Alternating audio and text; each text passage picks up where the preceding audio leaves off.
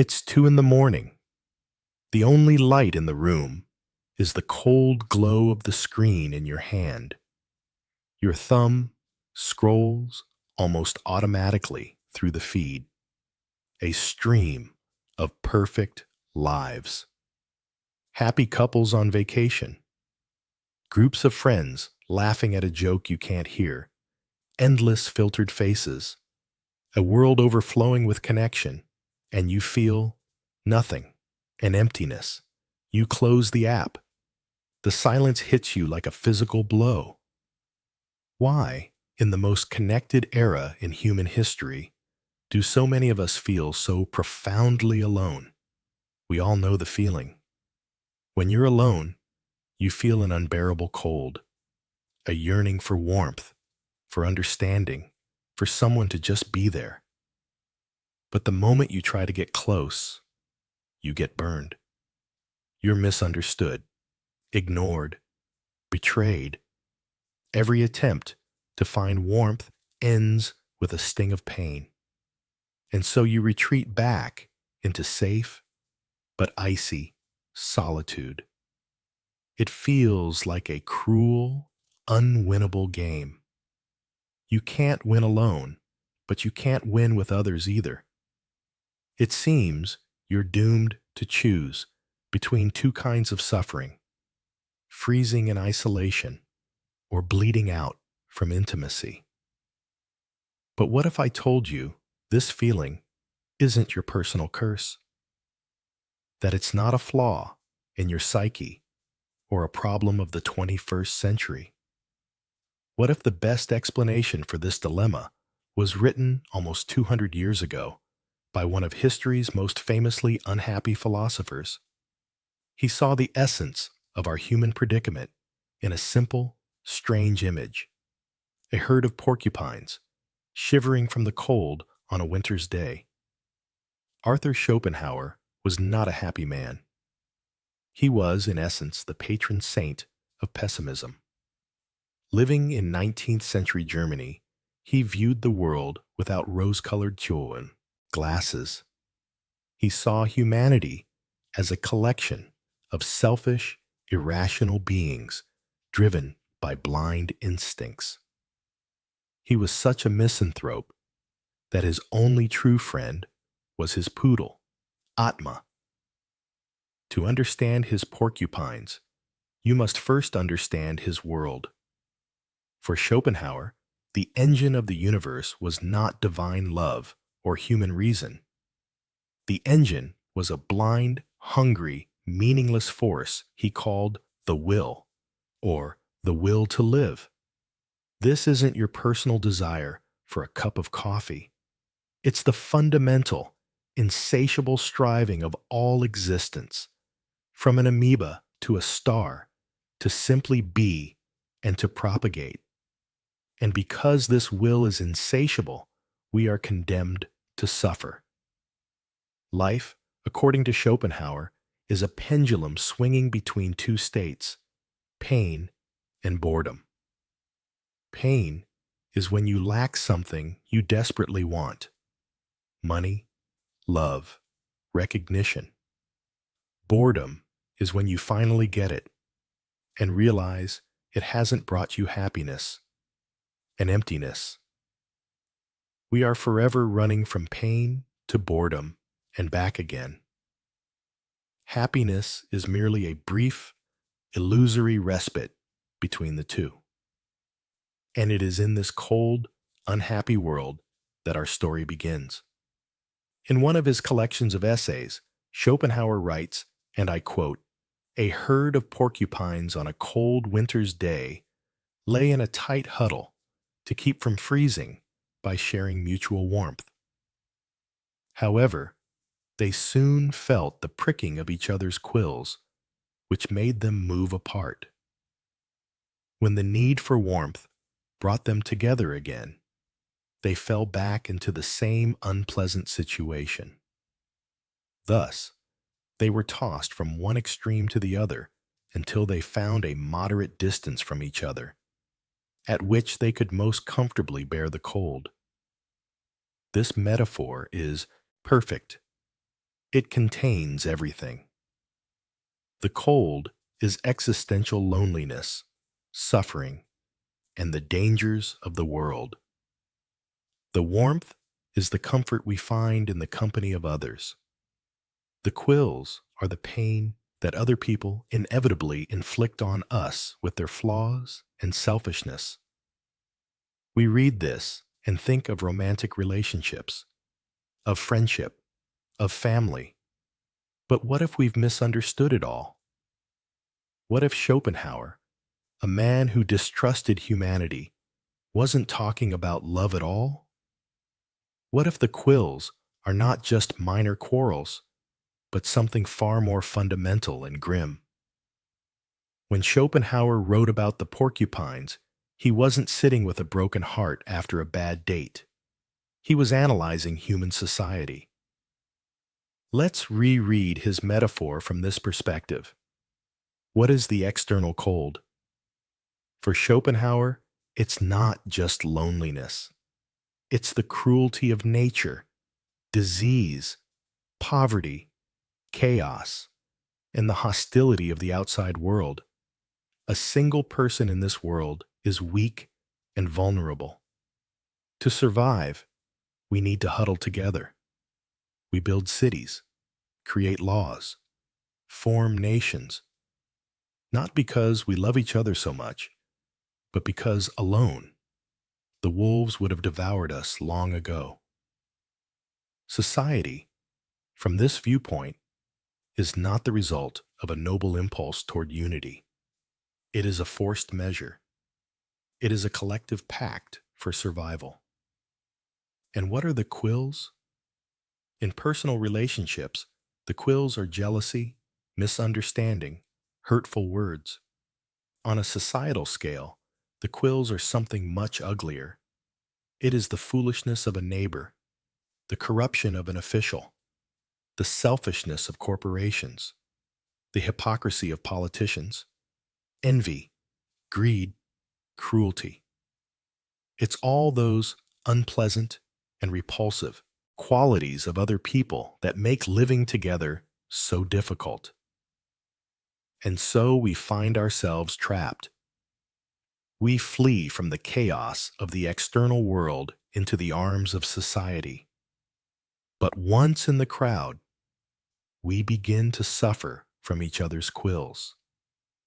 We cannot live without society, yet we can barely survive within it. So, what is to be done? Here, Schopenhauer offers a brilliant and very cynical solution. He says the porcupines found a moderate distance. What is this distance in the human world? It is politeness, good manners, etiquette. Think about it. What is politeness? How are you? To which no one expects an honest answer. Thank you, which we say automatically.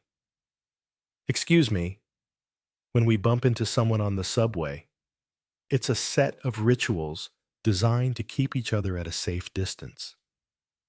It's a way to get a little warmth from the presence of others without getting close enough to be pricked by their true, spiky nature. Politeness, according to Schopenhauer, is the hypocritical denial of selfishness in small things. We pretend to care so that we can make coexistence tolerable. This is a bleak worldview.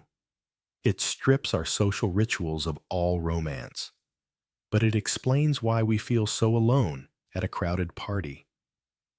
We are surrounded by warmth, but it's an artificial warmth. We are keeping our distance. And although Schopenhauer spoke of society, his metaphor proved so powerful that nearly a century later, another great mind took it and aimed it like a scalpel at the very heart of our personal relationships. Sigmund Freud was a master of borrowing ideas. He took Schopenhauer's grim metaphor and transplanted it from the cold German forests to the hot, neurotic consulting rooms of Vienna.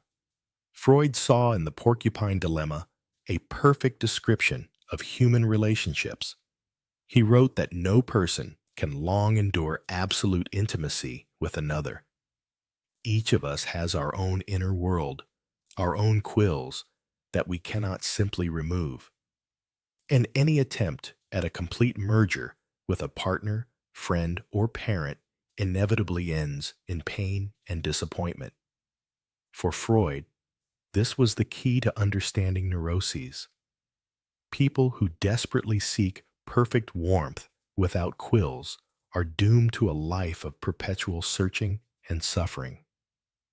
Now, let's transport this idea to modern America. We will see that our culture has turned this dilemma into a true tragedy. On one hand, we have the cult of rugged individualism.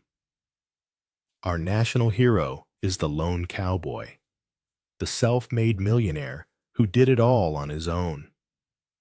We praise independence, self-reliance, the ability to count on no one but yourself.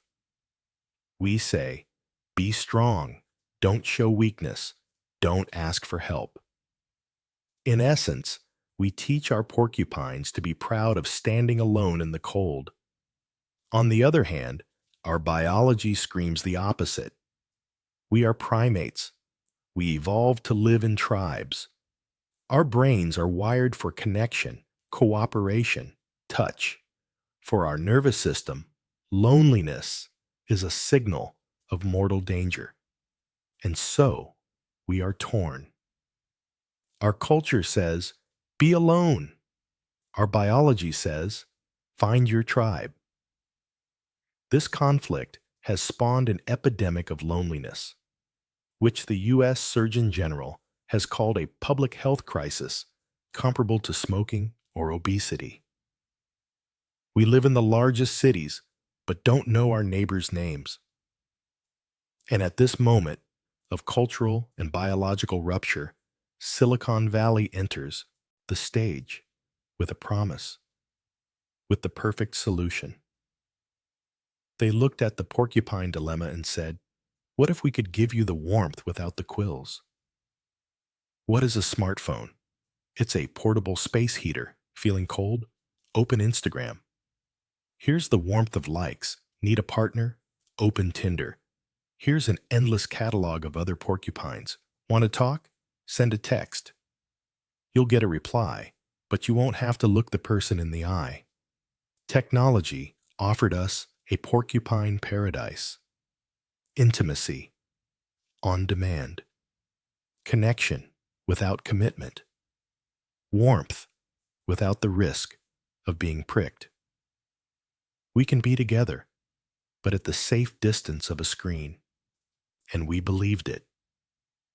We all rushed to this digital campfire, hoping to finally get warm without the pain. But we failed to notice that this campfire has a very dark, hidden cost. The digital world promised us a utopia. Instead, it gave us a new, enhanced version of the porcupine hell. Let's look at the new quills we've invented. Quill number 1, ghosting. In the real world, ending a relationship required an action.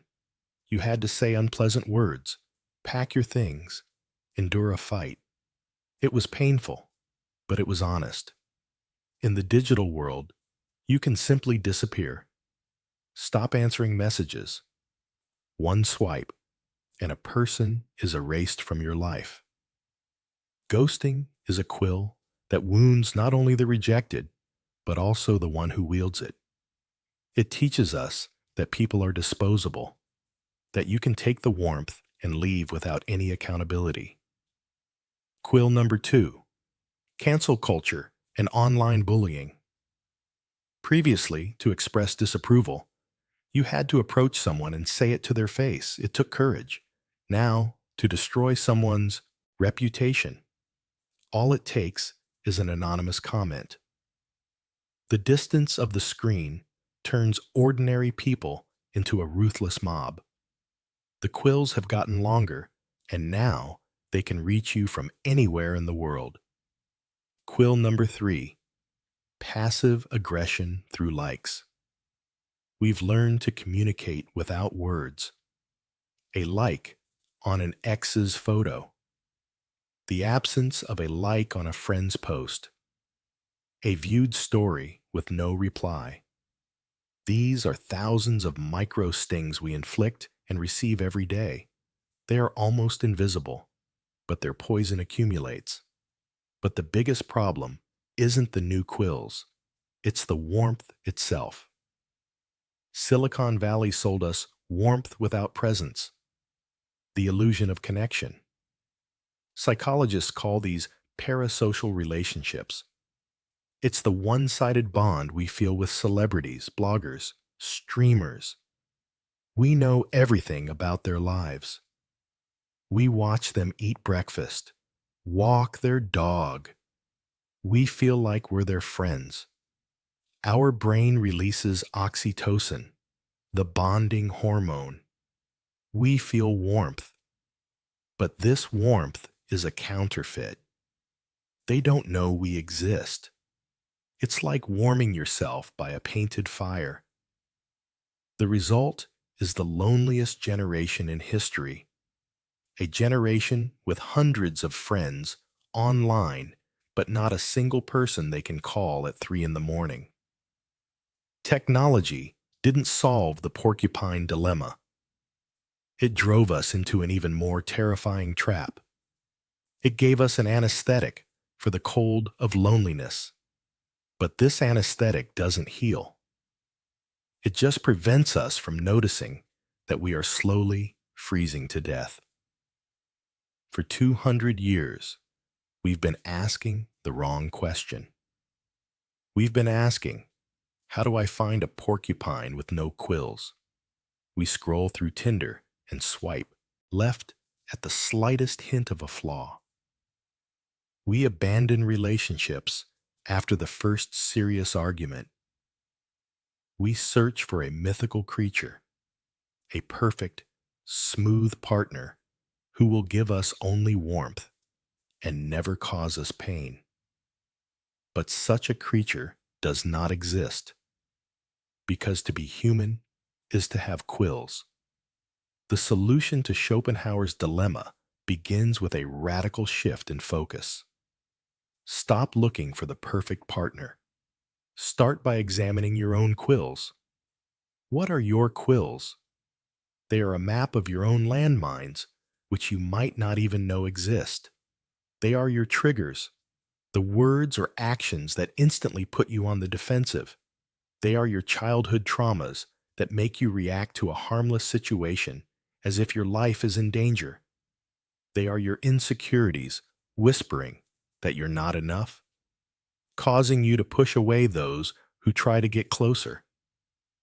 They are your unrealistic expectations, cultivated by Hollywood movies, that demand a real person be a perfect character.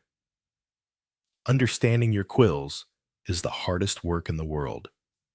It requires honesty with yourself. It might require therapy. It demands the courage to look into your own darkest corners. But once you do, magic happens. You stop mindlessly hurting others. You begin to understand why you react the way you do. You gain control over your reflexes. And that's only half the equation. The second half is learning to see and respect the quills of others. It means understanding that when your partner gets angry or withdraws, it's likely not an attack on you. It's their way of protecting their own sore spot. Their quills also grew from their pain. This is empathy. It's the ability to build boundaries, not letting others' quills penetrate too deeply, but also not running away at the first prick. It's forgiveness. Accepting the fact that you will be hurt, and you will hurt in return, inevitably. A perfect relationship is not the merging of two beings into one. It is the dance of two porcupines who have learned each other's moves. It is the art of constantly adjusting the distance, moving closer for warmth, taking a step back when the quills become too sharp, turning so you don't touch a partner's sore spot that you know about, allowing them to step away when they need to be alone. This requires constant attention, constant work. It is not easy. Let's return for a moment to that winter's day, to Arthur Schopenhauer's herd of porcupines. It's a grim story, a story of pain and cold, but we overlook its most important detail: the ending. The porcupines didn't give up. They didn't choose to freeze alone. They didn't resign themselves to forever hurting each other. They kept moving. They kept searching. They experimented. They failed and failed again and again. And in the end, they found a solution. This solution wasn't perfect. It wasn't a Hollywood ending where they magically lose their quills and merge in ecstasy. The solution was a compromise. It was good enough. Schopenhauer writes that they found a distance at which they could most comfortably bear the cold, not defeat the cold, not create an eternal summer, but simply bear it. Herein lies the hidden, stark optimism of this story. Happiness is not the absence of pain. It is finding a way to live with it. We chase after a perfect flame, an all-consuming passion that is supposed to burn away all the world's cold, but such a flame also burns us. The wisdom of the porcupines is different. They understood they didn't need a bonfire. They needed smoldering embers, a little warmth, just enough to keep from dying of the cold, but not so much that you get burned. And this little warmth is not a defeat. It is not settling for less. In a cold and often indifferent world, a little warmth is a victory. It means accepting that your partner will never read your mind, that your friends will sometimes let you down, that your family will never be perfect, that the pain of the quills is not a sign that a relationship is broken. It is a sign that it is alive. It's the price of admission, the price we pay for not being alone. And maybe one day, at 2 a.m, you'll be lying in the silence again. But instead of a cold emptiness, you'll feel the breath of someone beside you. Or you'll remember a friend's laugh over dinner. Or you'll reread a warm message from your parents. It won't be perfect, but it will be real, and it will be enough.